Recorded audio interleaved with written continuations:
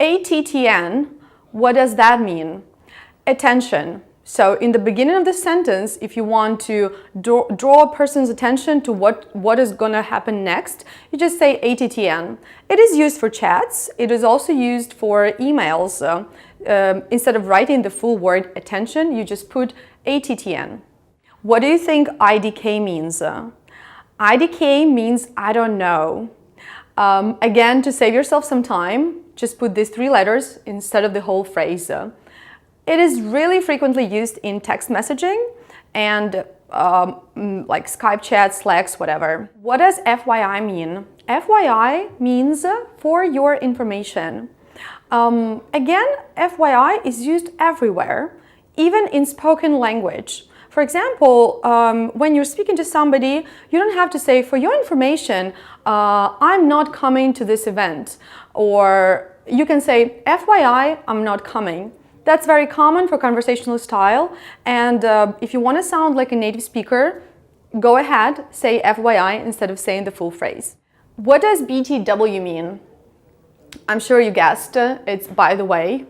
Again, in the beginning of your phrase, of your message, BTW, by the way, will be perfect. What does NP mean? NP means no problem. And I'm sure that you can come across this acronym every day, basically. Because if you didn't know, no problem or NP can be used when you are for example, when you are thanking somebody and this person is being polite and like telling you welcome, like thank you, no problem.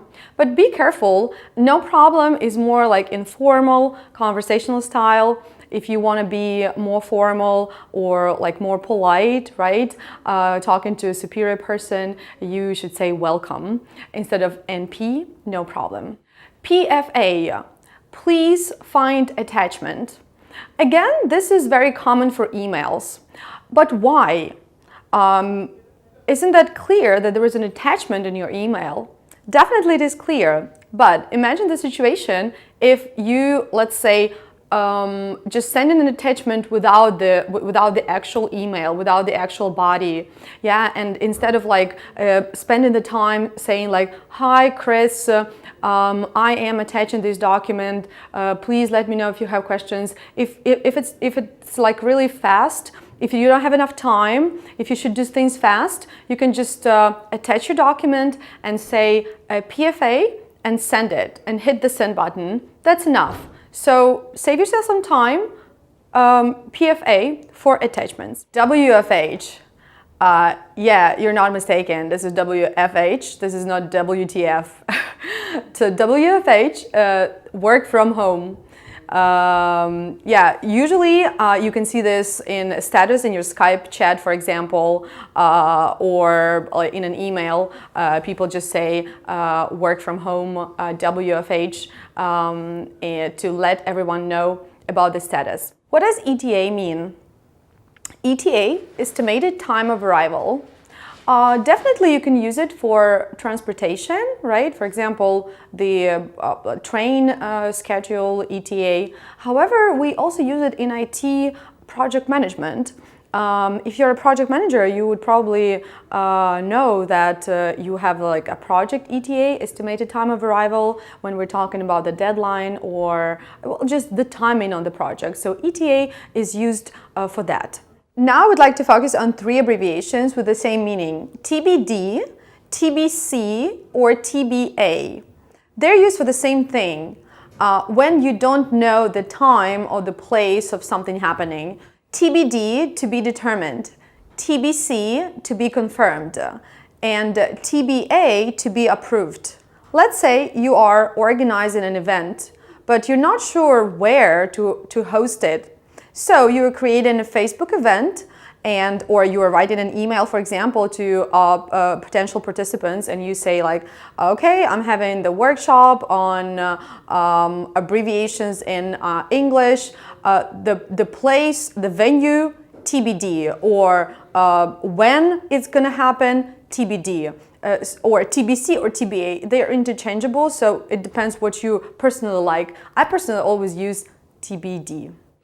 LOL, I'm sure you know what it is, but you should not pronounce it as lol, because in English-speaking countries, it has to be pronounced as an acronym, like as an alphabet, LOL. And for those who don't know, LOL means laughing out loud. When something is really funny, you say LOL. What does noob mean? And look, noob can be written in different ways, like with double O or double zeros. A noob is a newbie. So for example, if you're a beginner in something, you can say, I'm a noob in AWS services. There are many ways how to contract thank you. For example, people say thanks with a 10 number. People say thanks with an X in the end. But very lazy people would say TY, meaning thank you. I personally do it. It saves a lot of time. So go ahead, follow my lead.